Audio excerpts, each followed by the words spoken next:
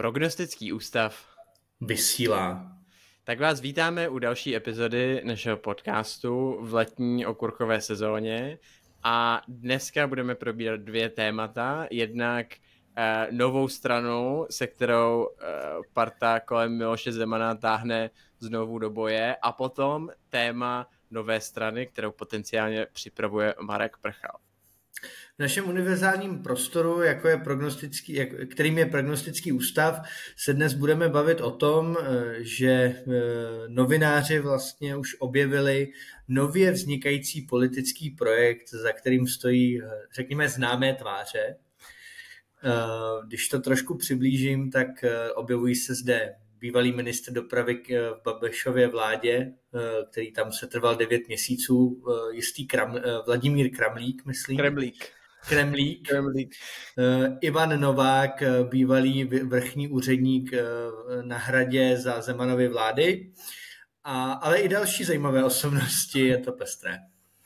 Je to tak, možná to můžeme trochu, můžeš představit možná, o co jde, a já potom můžu rozebrat ty konkrétní osoby, protože jak ten Jan Novák, tak Kremlík jsou hodně zábavné postavičky. Tak v jednoduchosti nový politický subjekt se jmenuje Hlas samospráv. Naši posluchači slyší dobře, má se jednat o stranu, která se má věnovat regionálním problémům. Zjevně je tady velký nedostatek zájmových skupin, které jednají na objednávku regionu. Já bych se rovnou bych se tě zeptal, jestli si myslíš, že potřebujeme víc samospráv, případně aby samosprávy měly větší hlas. To pole je úplně vymetený, Dominiku. Jako. Ty starostové tady, nemáme žádnou stranu, která se přímo věnuje starostům, nemáme tady žádné kraje, nemáme tu asociaci krajů, nemáme tady je úplně vymetený. Jako. A těch obcí máme obecně málo. Kdyby jich trochu přibylo, tak by to vůbec nevadilo. Proč jich nemít 3600, když jich může mít třeba 7000, že jo? Já bych je rozdělil, ještě hodně z nich jsou až moc velký, tak bych je rozkrájel, aby jsme jich měli víc. Co kdyby každá malá vesnička, když je třeba ta vesnice o 5 budovách, tak kdyby to rozdělili takhle na 3 třeba jako. Jo, takhle prostě přesně tak. A v těch volbách bude prostor. Je to tak? Starostům se rozroste jejich členská základna, Hlas samospráv bude mít za koho bojovat a všichni budou spokojení. Je to skutečně prostor pro zlepšení, jakoby, jak se říkává, proč jsou u nás tak často volby, málo lidí bylo někam zvolených a je tady prostě prostor pro další volby a já jsem pro, jako totálně. No, asi teda jako inteligentní posluchač pochopí, že to myslíme ironicky, a z toho teda vyplývá otázka, co stojí za tím rozhodnutím, no za tím uvažováním těch lidí, kteří to založili, a ještě popíšeme později možná, kdo ty lidi vlastně jsou, ale co stojí za jejich uvažováním a proč zakládají takovýhle projekt a co si od toho slibujou, protože to na první pohled úplně nedává smysl. Tam je na tom ještě strašně zajímavý, že v téhle jedné vznikající partii, která ještě nemá webové stránky, nemá program, nemá ty osobnosti moc vyjasněný, tak jsou na jedné straně mimořádně toxický postavičky, jako je Martin Nejedlý, který má na svém iPhoneu Putina. Ale proti tomu tam jsou třeba právníci z renomované kanceláře Císař Češka Smutný. Oni se teď nějak přejmenovávali, ale je to prakticky jedna z nejznámějších pražských advokátních kanceláří. A ti také tam mají nějaké své zájmy, takže možná, že podsvětí si našlo nějaké nové kontakty. No, působí to trochu jako, že parta, která se nějak pohybovala kolem hradu za Miloše Zemana, tak má pocit, že nemá úplně zastání teďka a chybí jim asi, potom co Miloš Zeman, tak jim chybí trochu nějaký kontakt s mocí a nějaký výtah nahoru, ale přijde mi, že tohleto, pokud jsou aspoň trochu inteligentní, tak tohleto nemůže působit jako něco, co by mělo velkou šanci na úspěch, protože ta sestava tam není úplně elitní. Když popíšu, tak vlastně předseda je ten Jan Novák, což byl dlouholetý předseda bezpečnostního odboru na Hradě za Miloše Zemana, který měl zodpovídat za to, v jeho funkci, aby se utajované dokumenty a informace nedostávaly k lidem, kteří k tomu neměli oprávnění. Což byl historicky takový opak bezpečáka. Vlastně tam, kde by měl uplatňovat problematiku bezpečnostních prověrek či různých základních mechanismů pro to, aby ty dokumenty, osoby nějakým způsobem dodržovaly nějaká pravidla, tak on prostě fungoval úplně opačně. Ale ještě než se dostaneme k tomuto Šíbrovi, tak mě tam strašně zaujalo. On se tam má angažovat Martin Netolický, který je vlastně, řekněme, ten zdravější muž minulé vlastně garnitury okolo vedení ČSSD a Jana Hamáčka, který vlastně i Janu Hamáčka třeba rozmlouval tu cestu do Moskvy a takové ty jako opravdu totálně bezpečnostní lapsy. Ale pak se potká s Martinem Nejedlým v jedné partaji. Jako. No, to je ještě, aby to bylo ještě zamotanější, tak vlastně Martin Netolický je pardubický hejtman, hejtman Pardubického kraje a myslím, že místopředseda Socdem, což je ta stará ČSSD, protože ČSSD už není Socdem, ale ČSSD je nově strana pod vedením Jiřího Paroubka, který ukradl... Myslíš tu obstarožní partičku s Janou Wolfovou a Jiřím Paroubkem. Ano, ale která pojmenovala potom, co tu zkratku ČSSD opustila současná Socdem, tak ji převzal rychle Paroubek, aby toho využil. Ale každopádně Netolický si založil vlastně iniciativu, která se jmenuje úplně stejně jako tady tahle ta nová strana, znamená Hnutí samospráv, ale jde o dvě odlišné věci, které spolu, aspoň teda jako formálně nebo naopak, na oko, vlastně nijak nesouvisí. Nijak to nesouvisí. Já si myslím, že Martin Netolický to chce hrát jakoby takticky na obě strany. Říká si, v týmí původní značce Socdem jsou ještě nějaký peníze, ty peníze se použijou na volby do parlamentu, případně tam bude nějaký kšeft.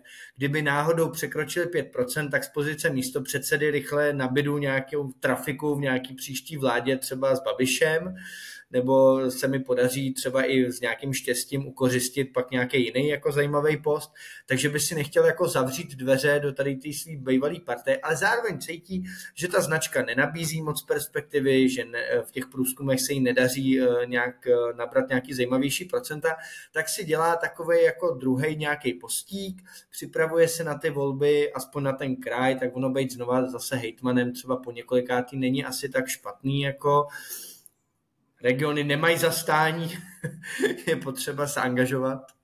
To bez pochyby, ale on teda už v posledních volbách kandidoval za vlastně ne pod značkou té svojí strany, i když je její místopředseda, ale pod nějakou vlastní jako kandidátkou, která se jmenovala nějak 3P, myslím.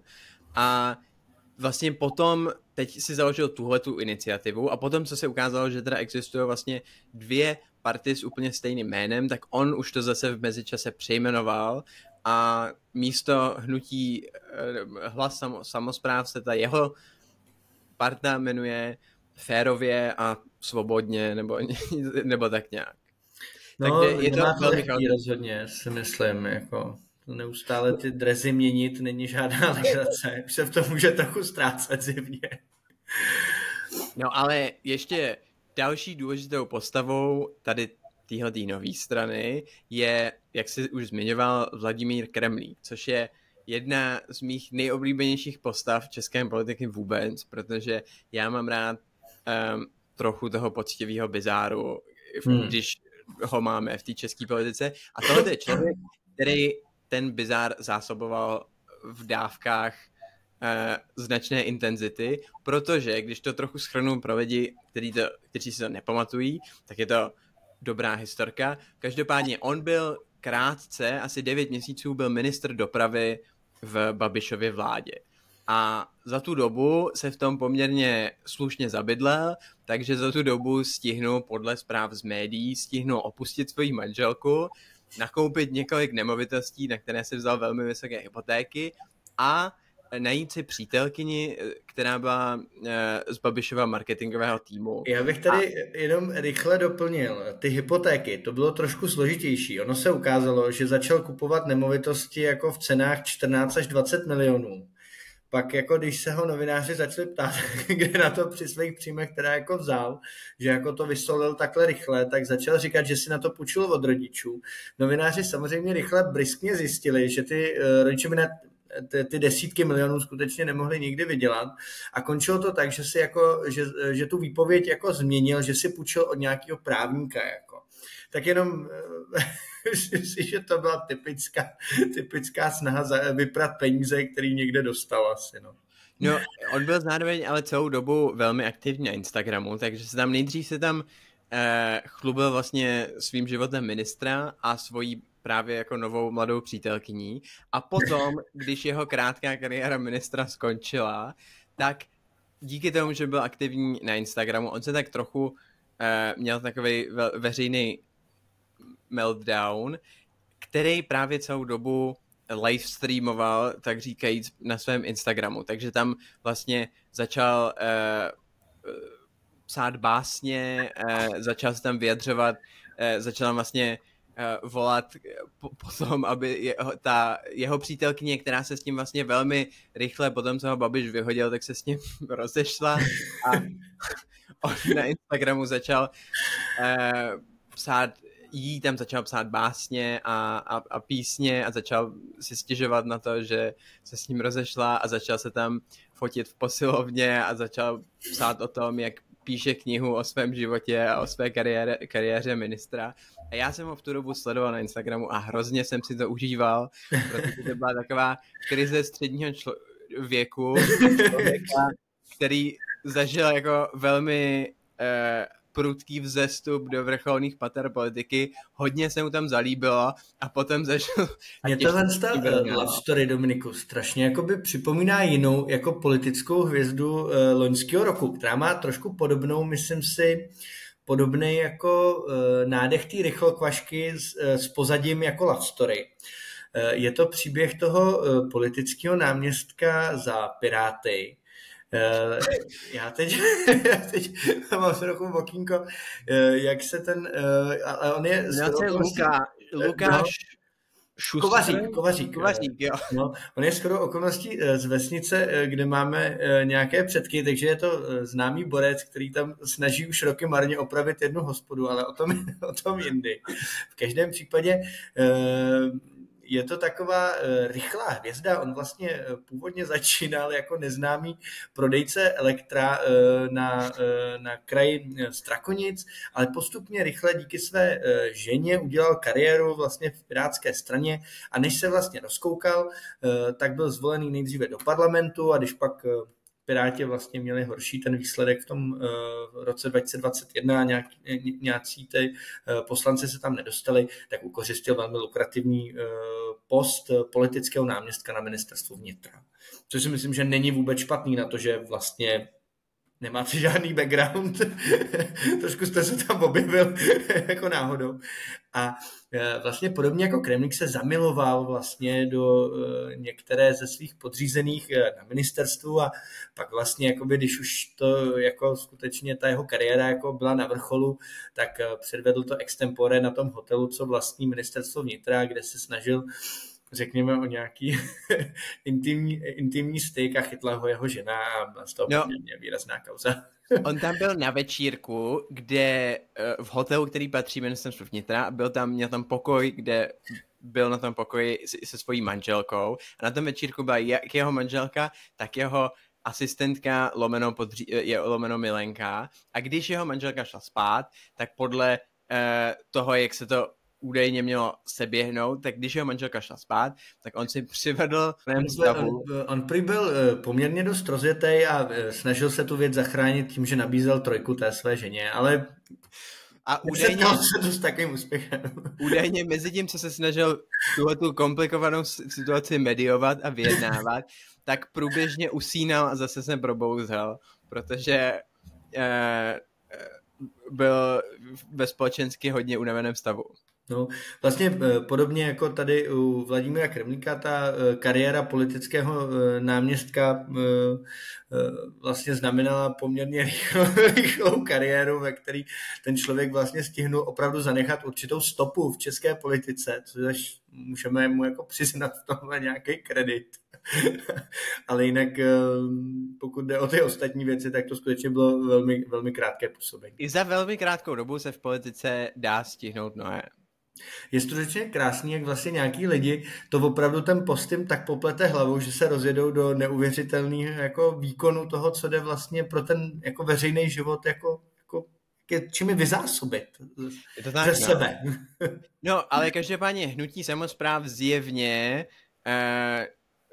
nasadilo ty nejlepší z nejlepších ze svých řad v podobě Kremlíka a Nováka, což značí něco o tom, jaká intelektuální síla za nima stojí. A taky to podle mě naznačuje, že, nebo jinak řečeno, nejsem si úplně jistý, jestli si ty lidi, kteří zatím stojí, vlastně myslí, že to hnutí může mít nějaký velký úspěch. Protože ani ty lidi, ani ta myšlenka boj za samosprávy není něco, co by podle mě měla by zatím být nějaká reálná šance na to urvat 5% v dalších volbách. No tak já si myslím, že reálně se jedná o nějaký politický projekt, který může tam vlastně mít jediný nějaký účelový důvod, do kterého těžko v tenhle moment nahlédnout, jestli Martin Nejedlý někomu dluží za nějaké peníze a snaží se tam jako něco jako dokázat, nebo jestli naopak pan Kremlík má nějaké dluhy a teď potřebuje rychle nějaký post a rozhodl se na to jít trošku od lesa. Já tam totiž jako reálně, když zakládáte nějakou stranu nebo nějaké hnutí nebo nějakou partaj, tak máte většinou nějakou vizi nebo vůbec nějaký zájem aspoň předstírat, že chcete něco zlepšit nebo předstírat, že zastupujete nějakou část obyvatel, která se necítí být dostatečně zastoupena v tom politickém životě. Tady skutečně se mi marně hledá vůbec důvod nebo ta message, kterou tady ta nesourodá partička má na srdci vlastně. No, každopádně oni mají v plánu jít teď už do krajských voleb, které jsou v říjnu, nebo tak nějak, takže už za chvilku. Takže uvidíme, jak se jim bude dařit. Já myslím, že za náš podcast jim budeme držet palce a uvidíme, jak to dopadne. No určitě, já jako třeba to Vláďa Kremlík podpoří někde na Instači nějakou básní a aspoň něco zažijem. Jeho social media game je silná. No tak jo. Tak přijdeme na druhé téma, které s tím vlastně souvisí a protože parta okolo Kremlíka s Novákem není jediná, která se, jak se zdá, uvažuje o tom, že na trhu je díra, kterou by mohla zaplnit nová politická strana. A nedávno se ukázalo, nebo legendární politický marketér Marek Prchal vystoupil s tím, že on podle průzkumů, které si nechává dělat, vidí, že na trhu je významná příležitost pro stranu, která by byla na pravé straně politického spektra a která by mohla přilákat hodně opuštěných pravicových voličů a získat až 13% teoreticky. A zároveň naznačoval, že existuje několik skupin v Praze, které uvažují o tom, že by se téhleté šance nějak zhostily a plánují do příštích parlamentních voleb, to znamená za rok a 2 měsíce asi, nějakou novou stranu založit a zaútočit na 5% hranici. Když si všimneš, Dominiku, asi se shodneme, že jestli je po něčem opravdu jako poptávka dlouhodobě v České republice, tak pravidelně zakládat nějakou partaj. To se osvědčilo. No, já jsem nad tím uvažoval, udělám takovou odbočku, ale ono to tak je, že vlastně, a říkal to vlastně i Marek Prchal tady v této souvislosti, že voliči mají pocit, že se vlastně v posledních 10 letech neobjevilo nic nového a jsou to pořád vlastně stejný tváře, stejný lidi jako 10 let zpátky, což má vlastně pravdu a já si myslím, že ta poptávka potom je, ale vlastně to ukazuje na to, že strany v Česku, podle mě, mají strašný problém s tím přitahovat a generovat noví lidi a ty nový generace, aby tam tyhle ty nový tváře mohly být, protože když se podíváš třeba na Ameriku nebo na Británii, kde máš vlastně furt stejný strany, které už tam jsou stovky let, tak tenhle ten problém paradoxně nemají, protože mají ty mechanismy na to, aby ty noví a potenciálně zajímaví lidi přilákali, vypěstovali je, poslali je nahoru a doručili je těm voličům. No tak počkej, Dominiku, chci říct, že Trump s Bidenem jsou jakoby důkazy toho, že mají jako, nemají problém s vyprázdněností osobností v politice. Já si myslím, že to trošku postihlo celý ten západní svět, že vlastně tam jako zajímaví lidi s nějakou vizí prakticky jako nejsou nikde, zleva, zprava, zprostředka, nahoře, nevím. Já to tam nevidím. To mluvíš teďka jenom o té současné situaci. Souhlasím s tím, že Trump s Bidenem nejsou, ale to je nějaká dočasná krize. Ale tenhle ten systém dvou stran, tam existuje 200 let a ten mechanismus cyklického obnovování funguje, protože kdyby nefungoval, tak už by tam dávno neexistoval. No, mně trošku přijde, že když jako vezmeme, teď se vrátíme jakoby na zem do Česka, tak hodně těch lidí, kteří by byli pro tu politiku jako zajímaví a nějakým způsobem by něco i mohli, řekněme, nabídnout intelektuálně zajímavého, nějakou vizi nebo nějakou kompetenci, tak se bojí té toxicity a vezměme tu diskuzi jako zpátky, tak vlastně spousta těch lidí prostě hodně zoufalých, tak tam jde a pak tam jako exhibujou. A to je podle mě jako strašně toxický v tom smyslu, že hodně lidí jako nechce ani otevírat nějakou svoji jako 13. komnatu jako exhibování, kvůli který jako do toho nejdou a pak tam jakoby vidějí prostě třeba Martina Ferenčíka, který teď dělal Ježíše a mu zakázali, aby kandidoval. A to je přitom mladá tvář, to by měl být ještě člověk, který má co jakoby nabídnout, není tam 20 let, nic, ale prostě tak strašně jako už se diskreditoval právě tím jako tou nekompetencí v kombinaci s nějakým exhibováním, že ten by mě třeba úplně odrazoval, jako jo, a to tam jako je hromada, no. Tak chci jenom říct, že logicky pak vzniká asi poptávka po nový partaji, kde ty lidi očekávají, že nedej bože by se tam mohli objevit nějaký míň okoukaný tváře, no.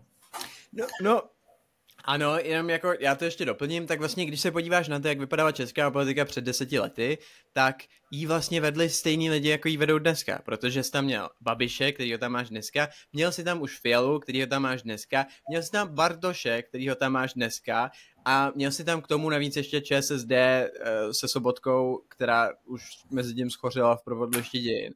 Ale jinak vlastně ty nový tváře tam nemáš. A nebyl už tam Okamura nacpanej? Okamura už tam byl taky, přesně tak. A vzhledem k tomu, že nenastoupila nová generace, tak logicky přichází poptávka po tom, že když ty nový tváře nepřichází z těch stávajících stran, tak musí přijít ze stran nových. Takže myslím si, že za mě, já souhlasím s tím, že prostor na novou stranu tady bez pochyby je. Myslím si, že 5 až 10% by nějaká strana, která najde kvalitní lidi a udělá dobrou kampaň a dobře to zacílí, tak by klidně mohla urvat. Jo, tak já si jako dokážu představit, že s nějakým šikovným marketingem, s nějakýma zajímavýma tvářema si můžou sáhnout jako na docela dost voličů, který řekněme jsou nespokojení s tou stávající vládou, voliči skutečně nějaký od středu doprava, ale já stále jsem jako i v tom táboře, že si lze sáhnout jako s určitou vizí na ty voliče Babiše, který tam často jsou naparkovaný jenom kvůli tomu, že mají pocit, že jako ty ostatní jim nic jako nenabízejí zajímavého, tak zůstávají tam, ale že už se zklamali v Babišovi, že jim vlastně jako nic nezařídí, tomu bych taky jakoby věřil. Jo, odmyslíme nějaký tvrdý jádro babiček a důchodců, tak tam je určitě hromada lidí, který by k nějaký zajímavý straně rychle taky jakoby přepochodoval, protože jsou zvyklí přepochodávat mezi těma stranama vlastně. No. Asi jo.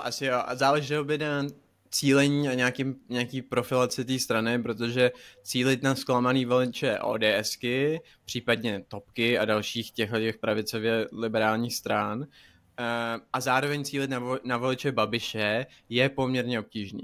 No já si to nemyslím. Já si myslím, že ta catch-all party by tady jako fungovala do jistý míry znova. Je to prostě nějaká jako poptávka. Viděli jste, jak vládnou tyhle, teď jste viděli, jak vládnou tyhle. Nechcete to přece jenom zkusit úplně s jinýma lidma, něco takového. Jako no. To tam trošku cítím, jako, že možný by bylo ještě. No, jeden člověk, o kterém se spekuluje dlouhodobě, že by novou stranu mohl založit nebo se na tom nějak podílet, je Miroslav Kalousek, a Markéta Pekarová, předsedkyně TOP 09, zjevně tyhle ty obavy sdílí, protože teď se objevily úvahy o tom, že by mohla Kalouska spolu s Jiřím Pospíšilem nasadit na kandidátku Topky do voleb příští rok, což by byl zjevně, pokud by se dostalo, krok, aby neutralizovala to nebezpečí plynoucí z toho, že on by mohl část té strany odtrhnout. Já jsem to bral i takový pokus o úplatek, aby Mirek Kalousek nechodil po těch médiích a neustále tu vládu jako nekritizoval za vysoký schodky rozpočtu, za neuskutečněné reformy a celkově za nějakou tu čitelností pravicové politiky.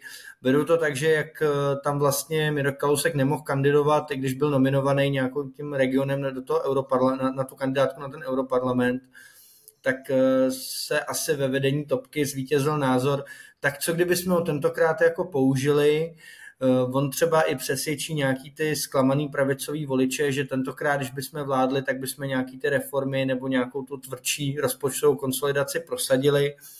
Cítím to, že je to takový jakoby z nouze úplatek vlastně, aby Mirek nechodil a nenadával, no, něco takového. Já z toho taky cítím nějakou zoufalost ze strany Markéty Pekarový Adamový a vedení Topky, protože myslím si, že tohle je něco, do čeho se třeba jí konkrétně asi moc nechtělo, ale myslím si, že asi se cítí, že je ve velmi složité pozici potom, co a obecně dlouhodobě ne úplně dobrý průzkumy, tak přijde mi to, že je to taková jako snaha něco jako zachraňovat, kde se co dá.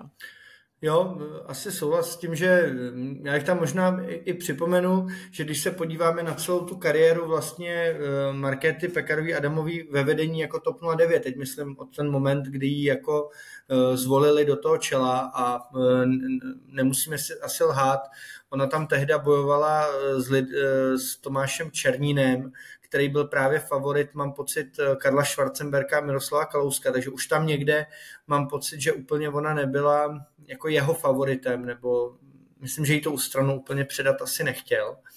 A když se pak podíváme na to následné vládnutí, tak vlastně její největší úspěch jako skutečně v té straně byl, že se spojila v nějaký moment s tou ODS-kou, vytvořili spolu, vyhráli díky propadnutí prostě těch hlasů ty minulý volby sněmovní, ale jinak ta strana vlastně se nikam za ní neposunula. Já tam nevidím nějaký game changer jejího zvolení, nevidím tam dlouhodobě, jako že by byla nějaká žena nějakých velkých vizí, že by dokázala třeba dlouhodobě i třeba řekněme víc natáhnout voliče jako Pirátů, kteří jsou pravděpodobně původně topkaři asi.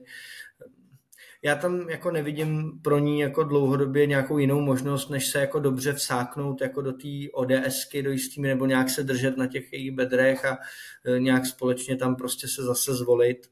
Ona i jako, myslím, že dost taková, že když se vlastně profilovali ty lidi před těma volbama do sněmovny na ty jednotlivý posty, tak ona dlouhodobě jako se věnovala nějaký té sociální tématice, pak když měla možnost teda usednout na tom MPSV, tak vlastně ona teda jako chtěla být jenom tou předsedkyní parlamentu a mám pocit, že jako je docela takový vděčný kandidát do té sněmovny a o to jí jako asi jde, ale nikde neriskuje, nevidím tam vlastně nikde žádný jako politický risk, jenom hraní na jistotu furt. Jako no. No jo, já myslím, že oni jsou na tom vlastně podobně jako lidovci, jenom ještě přece jenom o trošku, jako o procento nebo 2 jsou na tom líp, ale vlastně ty dvě strany jsou na tom velmi podobně v tom, že ani jedna vlastně neví, co se sebou, dlouhodobě jim klesají preference, ale lidovcům došla trpělivost se svým vedením už trochu dřív a už tam začíná nějaký bratrovražedný boje teďka, zatímco Markéta Pekarová Adamová se tam ještě zvládá držet nějak. Každopádně... No, ještě jenom, Dominiku, jenom poslední, co mě ještě jakoby k tomu napadlo. Já si i myslím, že Pekarová Adamová jednala z popudu jako ODSky, která jí řekla, hele, pokud se na vás nemáme na ty volby vykašlat a nám by to možná jakoby i prospělo do těch voleb, jakoby do sněmovny, s váma už vůbec nejít v tom Spolu, tak vy musíte toho Kalouska uklidnit, aby nám nepokopával ty kotníky tak, jako v té naší tý. Jo, cítím, že to je pro tu ODSku docela důležitý. No.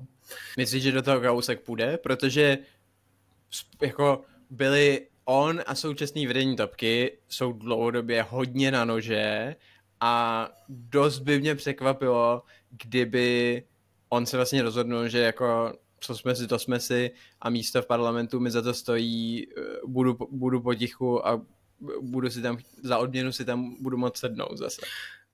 Nemyslím si. Nevidím tam jako moc pro něj motivaci.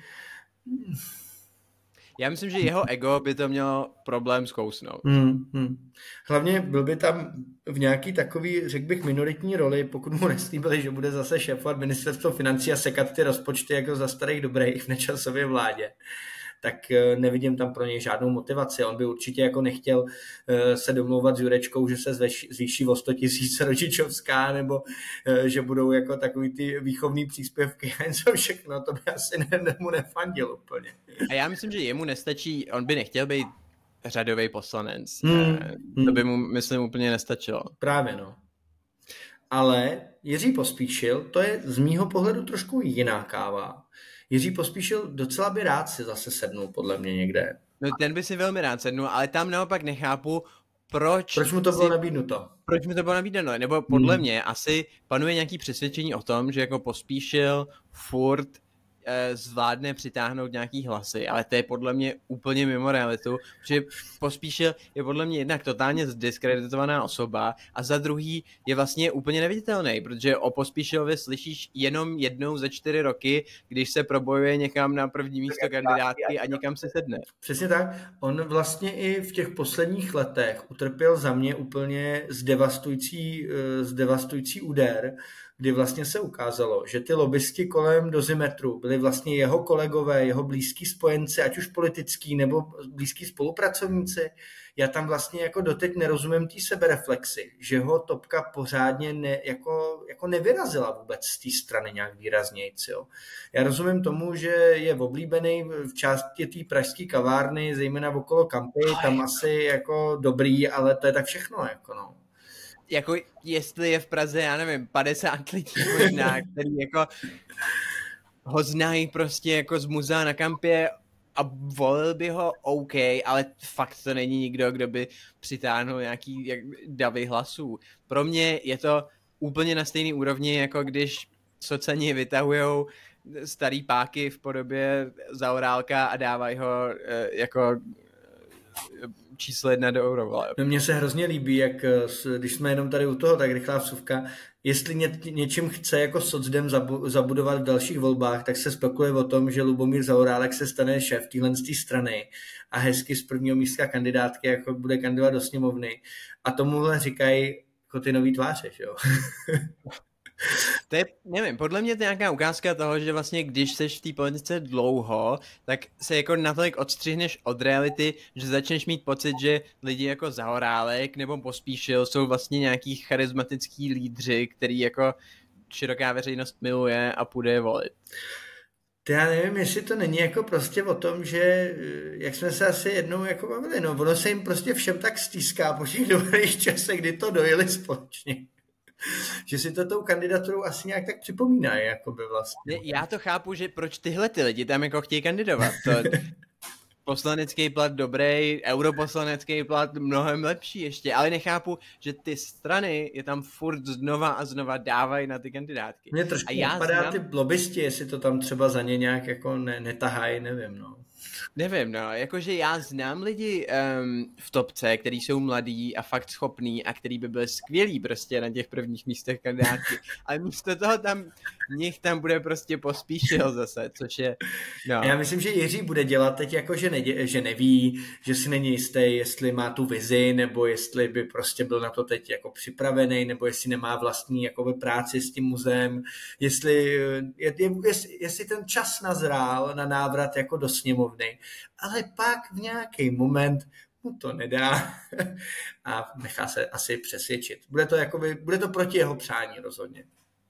Ale zároveň on teda, mám pocit, že teď jako není už v situaci, kdyby nějak nutně potřeboval poslanecký plat, protože pokud si správně vybavuju, tak on je po smrti Medy Mládkový je nějak jako správce jejího majetku, nebo tak něco? No, ale tak je velmi asi směřovat tam nějaký dotace nebo směřovat nějakou podporu, jako může být pak z té poslanecké lavice asi dostupnější, máš k těm lobbystům trošku blíž, máš blíž k té exekutivě, ty kontakty se hodí a taky pak ta imunita, kdyby náhodou promluvil někdo prostě z toho dozimetru nějak třeba pitomně, tak se ti může hodit, že zrovna jako to máš na háku, jako asi ve sněmovně zvolený. Že? No, každopádně uzavřel bych to ještě poslední otázkou a totou, jestli to, o čem mluvil Marek Prchal, se stane. To znamená, jestli teď někdy na podzim, prostě v období pravděpodobně po krajských volbách bych si tak typoval, že by na to bylo nejvhodnější období, jestli se teda objeví nějaký projekt, který bude jako vážně míněný a ne nějaký bizár jako hnutí samospráv, ale nějaký vážně míněný, dobře propracovaný projekt, který udělá útok na volby v příštím roce a případně, jestli nás napadá, kdo by tak jako typově za ním mohl stát nebo být v jeho čele, protože tam potřebuješ nějakou silnou osobnost, která je známá a která ti to bude táhnout. Já tady tu otázku rozdělím. Jedna věc je, kdo to bude jako táhnout, kdo to bude cálovat, tu zábavu. Že jo? Já tady se zkusím nejdřív povinovat, kdo by to cáloval a pak se povinovat, kdo by zatím jako mohl eventuálně pak jako stát. Jo. A to je jednodušší podle mě, nejít lidi, kteří to budou cálovat. Kdo tam tu vatu nahodí, kdo si to ošetří. Jako jo. Hodně dlouhodobě se mluví o tom, že uhelná lobby v čele s Pavlem Tykačem by nejradši jako takovou jakoby nějakou konzervativní pravicovou, co by trošku ty fosilní paliva u nás jako chránila, takže by měl zájem vlastně někde ty peníze jako dát. On už jako do toho veřejného života trochu stoupil majetkovou účastí v Pražské Slávii. Cítím, že i ty kontakty na toho tvrdíka se mu můžou někde v nějaký moment jako hodit, protože by měl jakoby lidi, co mají historicky zkušenost s řízením nějaký partaje, ale co já tam vidím prostě jako překážku a bavil jsem se teď o tom i s jedním bývalým prezidentským kandidátem, člověk to musí prostě vybojovat v těch krajích, musí udělat ty buňky krajský, musí tam sehnat schopný lidi, musí jim aspoň trochu věřit, musí si je dobře prolustrovat, aby to nebyli úplný politický turisti a zároveň třeba zloději profesionální. Takže já se trošku jako já jsem teď v táboře, že už je na to pozdě, že už by se to dobře nabudovat na ty volby do sněmovny, který bereme jako klíčový asi, že jo, teď nestihlo. Ale je to můj jako osobní názor. No, já si myslím, že kdyby si s tím teď začínal, tak ano. To, co si myslím, že pokud by nějaký takový projekt se měl ohlásit někdy na podzim, tak by to nutně muselo znamenat, že teďka už vlastně existuje, už tam jsou domluvený ty lidi v těch krajích, už je vlastně vybudovaná ta struktura. To by to někdo vynesl, to už by to někdo jako vytrolil někde, že jo? Nevím. Zároveň mi přijde, že jako nevím, proč by to Marek Prchal jako naznačoval, když by z toho potom nic nebylo. A myslíš si, že Marek Prchal si chce jakoby vydělat jako další třeba 7 nebo 15, nebo mu spíš jakoby jde o to, že by si rád v pražský kavárně napravil reputaci po tom, co skákal za Andreje jako asi 10 let? Jako. Já myslím, že obojí. Já myslím, že tak on má teďka vlastně nějakou marketingovou agenturu a myslím si, že jednak politický marketing je skvělý biznis, který je vlastně v něčem jednodušší než ten komerční, protože je vlastně v něčem hůř měřitelný a ten výsledek se počítá jenom jednou za 4 roky nebo jenom jednou za nějaký období, takže je to prostě dobrý biznis, ale zároveň si myslím, že možná si chce napravit reputaci, ale zároveň myslím si, že jako s těma aktivníma politikama je to prostě něco, čeho se nechceš vzdávat, když to jednou děláš.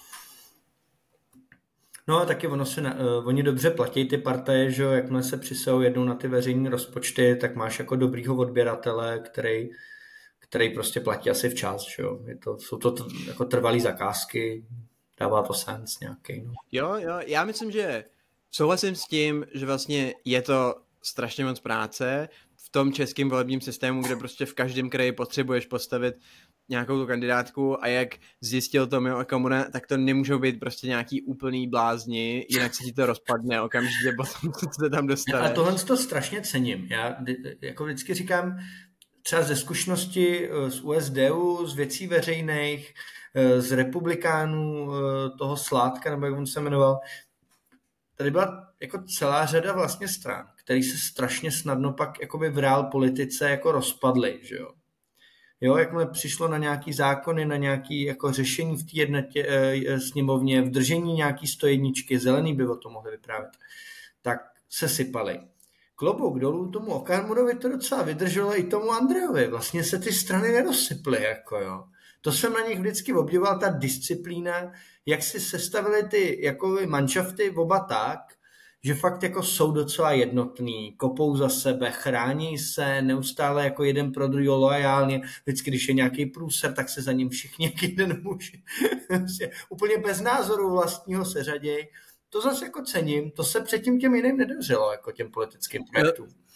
Protože to má své důvody, protože u Tomia je to až druhá strana, ta první se mu rozpadla. Přesně, a potom to jsem zapomněl a vzal to jako pevně do ruky.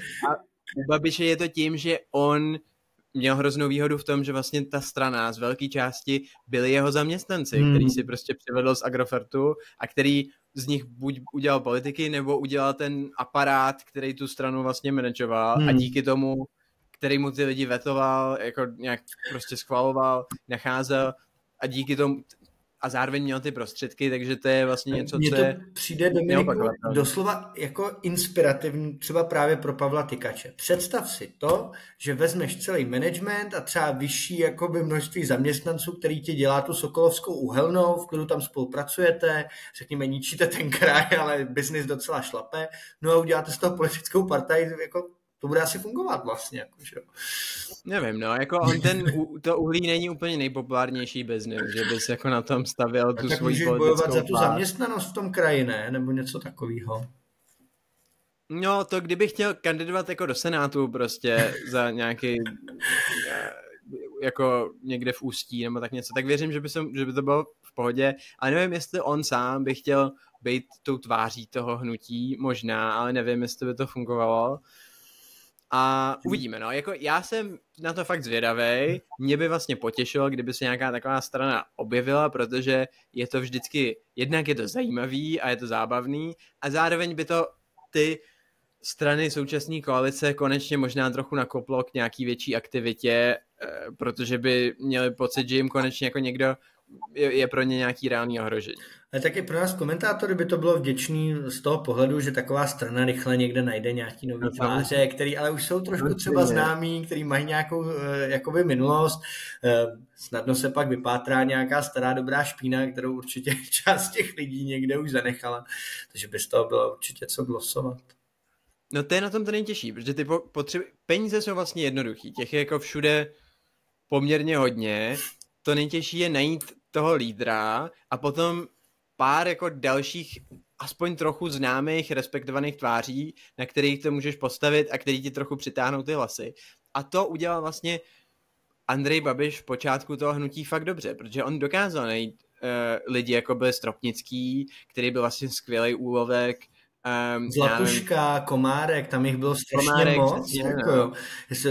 Ty videa jako se Stropnickým, že se nebudou stydět za ty svoje děti a já nevím co všechno tam bylo. Jako... Ale Stropnický byl vlastně úplně ideální, protože byl extrémně známý, vlastně dobře vypadající herec, to bylo ještě předtím, než měl svou aféru s asistentkou tam v Izraeli. Než si nabrnknul tu sekretářku v Izraeli, nebo kde to bylo. Aby pokračoval ve klasické staré dobré tradici českých politiků. Ale všimněme si, že on tu chybu udělal až vlastně jako když byl aspoň, jak byl asi větší zkušený profík, tak zatímco jsme jmenovali třeba toho Kramníka nebo toho Kovaříka, tak si počkal, až bude opravdu jako daleko od té České republiky a trošku schovaný. Tady ty na to šli daleko jako napříč a ta rychlokvašnost je jako daleko víc dohnala. No, takže já bych řekl, já doufám, že se něco zajímavého objeví, ale uvidíme, budeme se těšit. No, já se teda těším, že se doufám nic už nepřihodí v tom smyslu, že bychom byli svědkem vyloženě nějaký další jako až moc populistický partaje. Jako. To by mě asi neúplně radost neudělalo. No.